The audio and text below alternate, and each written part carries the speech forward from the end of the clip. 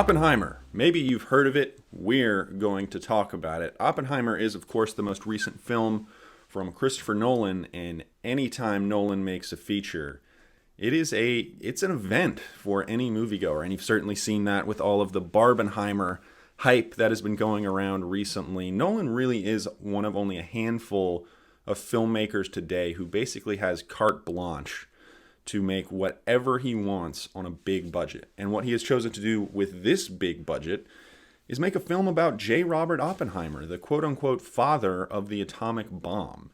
Based on the Pulitzer Prize-winning book American Prometheus, The Triumph and Tragedy of J. Robert Oppenheimer, this film stars Cillian Murphy as the titular theoretical physicist who is tasked by the U.S. government to lead a team to develop nuclear weapons as part of what was referred to as the Manhattan Project. In addition to Murphy, the movie features approximately 6,000 famous people, including, okay, deep breath, here we go, Emily Blunt, Matt Damon, Robert Downey Jr., Florence Pugh, Josh Hartnett, Kenneth Branagh, David Krumholtz, Matthew Modine, Benny Safdie, Alden Ehrenreich, Dane DeHaan, and some other very famous people. I'm talking multiple Oscar winners who I won't spoil, but I didn't even know were in the movie before I saw it. It's honestly the most stacked cast we've seen in years, and it makes sense, again, for a movie with this much hype, with a director who has this much freedom and power within the industry. And Christopher Nolan is perhaps the premier director of large-scale stories these days, which make Nolan's directorial tactics with Oppenheimer fascinating. Oppenheimer is an honest-to-God epic that mostly consists of people talking in rooms. That may sound a bit paradoxical, and maybe it is, but Nolan and a trio of technical geniuses, and I really do mean geniuses here, between cinematographer Hoyt van Hoytma, editor Jennifer Lame, and composer Ludwig Göransson, they all managed to make this dialogue-heavy story truly feel like the end of the world. Oppenheimer displays a level of confidence and technical aptitude that may not be matched in 2023, and if it is, it will be something very, very special. In classic Nolan fashion here, the film interweaves multiple timelines.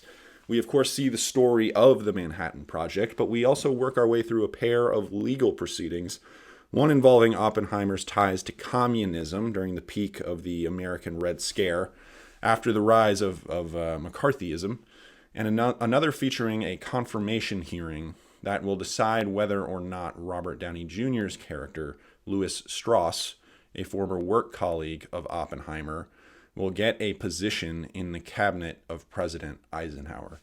Structurally, really not what you might think a movie like this would be. It's very provocative and very subversive in a lot of ways. And despite the shifting narratives, the film has a relentless sense of urgency, punctuated by some of Christopher Nolan's most impressionistic sequences to date. Very bold filmmaking and unique stuff that we're seeing here. Films like Terrence Malick's The Tree of Life and Stanley Kubrick's 2001: A Space Odyssey come to mind at points as Oppenheimer sees visions of some sort of molecular Armageddon.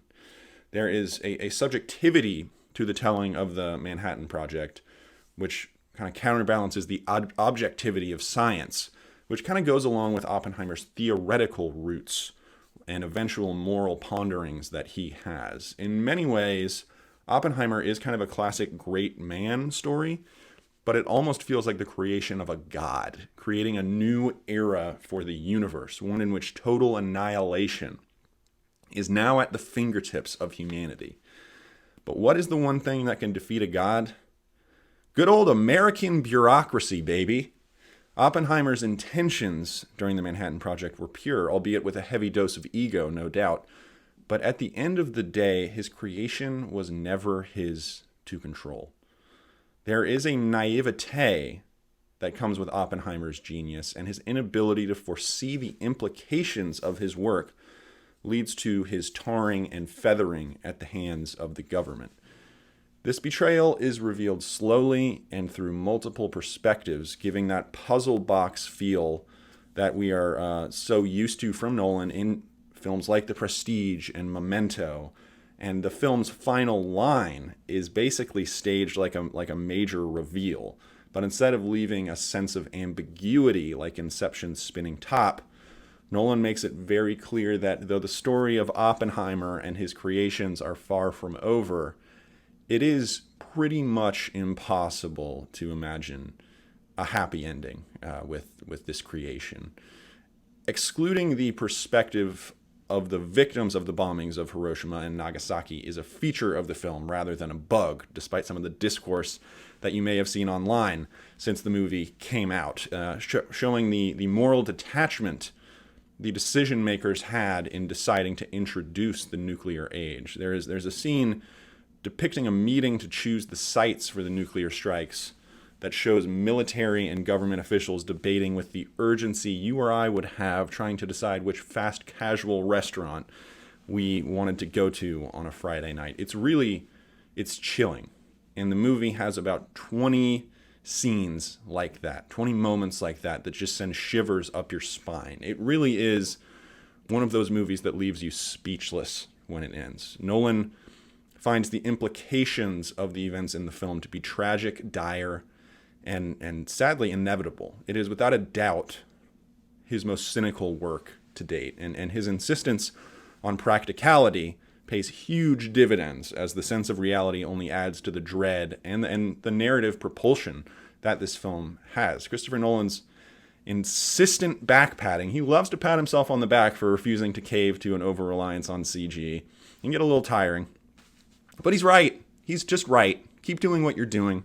Say what you want to say as long as you keep making movies like this, because this movie feels pretty much unlike anything that has come out this year, combining scale and thoughtfulness in ways that we so rarely see. And here's the scary thing. I honestly believe Christopher Nolan is only getting better as a filmmaker. It could be said that I was maybe a bit of a Nolan skeptic at one point in the last several years even.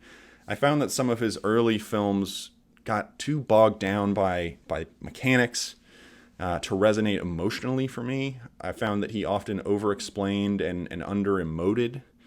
However, with Dunkirk, Tenet, and now Oppenheimer, Nolan has put more faith in his audience and allowed the films to speak for themselves. There is still a lot of structural trickery, to be sure, but it is driven by theme rather than cold tactical instincts and a desire to surprise narratively.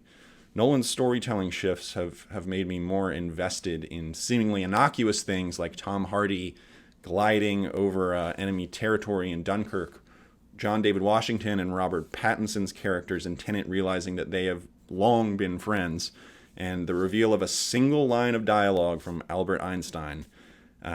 I'm more invested in those seemingly simple moments than more overtly manipulative scenes like the bookcase sequence in Interstellar or the aforementioned spinning top vision in Inception.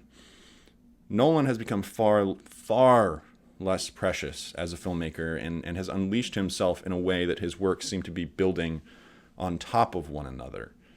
Oppenheimer to me really feels like a definitive statement. If he can manage to build even further from this film, we will be in for something very, very special because, drumroll please, I think this is Christopher Nolan's best film.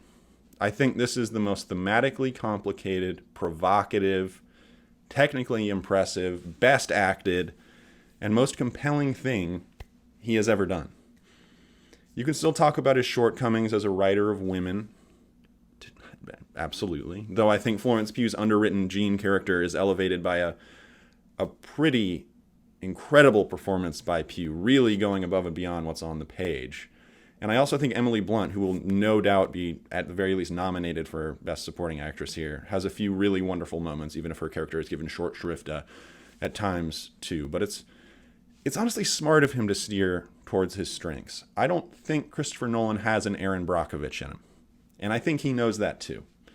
Instead, he has made a morality tale with no real ending, a ticking clock movie that keeps moving until someone presses a button. It's a countdown to an end. Oppenheimer is terrifying, thrilling, and worthy of all the praise it has received. I would argue that it is the cinematic achievement of 2023.